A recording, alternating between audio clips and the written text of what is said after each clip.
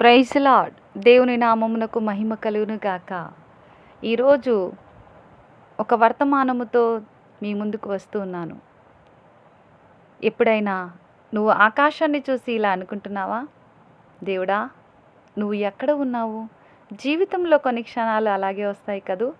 మన మాటలు ఎవరికి వినిపించవు, మన కన్నీళ్ళు ఎవరికి కనిపించవు. మేఘాలు కమ్ముకున్నట్లు మన జీవితం పూర్తిగా మారిపోతూ ఉంటుంది. సమాధానం లేని ప్రశ్నలు, దారి కనిపించని పరిస్థితులు మన ముందు నిలబడుతూ ఉంటాయి. అప్పుడు మన హృదయం అడుగుతూ ఉంటుంది, దేవుడా, నువ్వు నన్ను చూస్తున్నావా? ఆకాశాన్ని చూస్తూ నిలువబడి ఉన్న ఆ వ్యక్తిని చూడు. ఆయనకు కూడా బాధ తెలిసిందే. ఆయనకు కూడా ఒంటరితనం తెలిసినదే. ఆయన పేరు నజరేయుడని యేసు. ఒక వచనాన్ని చదువుకుందాం. కీర్తనల గ్రంథము 121 అధ్యాయము 1-2 వచనాలు చూస్తే అక్కడ దావీదు మహారాజు రాసిన ఒక మాటను చూద్దాం. నేను కొండల తట్టు కనులెత్తుచున్నాను, నాకు సహాయం ఎక్కడ నుండి వచ్చును? అయితే తన హృదయముతో చెప్పుకుంటున్నాడు, భూమిని ఆకాశమును సృజించిన యెహోవా వలనే నాకు సహాయము కలుగును అని. Praise Lord. దేవుని నామమునకు మహిమ కలుగును గాక.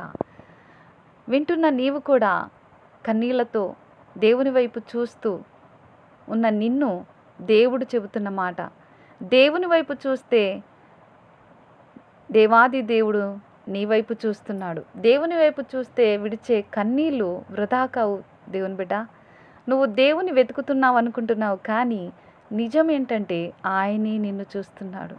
దేవాది దేవుడు మన హృదయాన్ని చూసే దేవుడు, మన బాధను చూసే దేవుడు. ఆయన మన కన్నీళ్లను చూసే దేవుడు.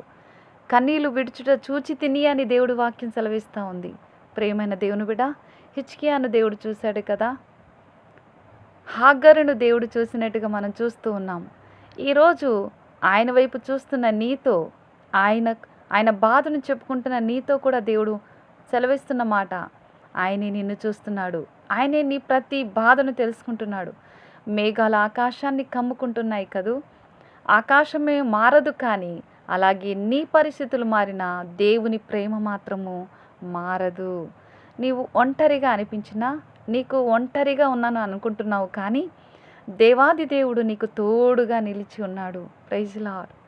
ఈరోజు ఆకాశాన్ని చూడు, అక్కడ నుంచి ఒక సమాధానం నీకు వస్తుంది, నేను నిన్ను విడువను అని.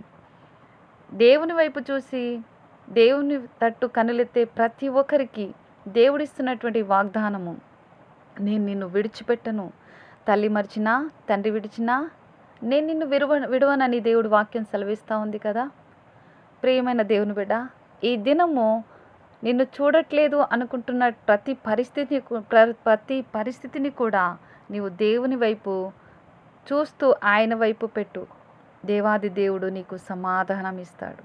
ఆయన నమ్ము, నీ సమయం తప్పక వస్తుంది. ప్రియమైన దేవుని బిడ్డ, దేవుని వైపు చూస్తున్న ప్రతి ఒక్కరికి సమాధానము కలుగునుగాక. దేవుని సన్నిధి నుంచి ఆయన సన్నిధి దిగివచ్చునుగాక. ఆయన కృప మిమ్మల్ని ఆవరించునుగాక. ప్రభు వైపు చూస్తున్న ప్రతి ఒక్కరూ దీవింపబడునుగాక. దేవాది దేవుడు ప్రతి ఒక్కరి కుటుంబములో శాంతి సమాధానం కలుగు చేయునుగాక. ఆమేన్. Praise lord.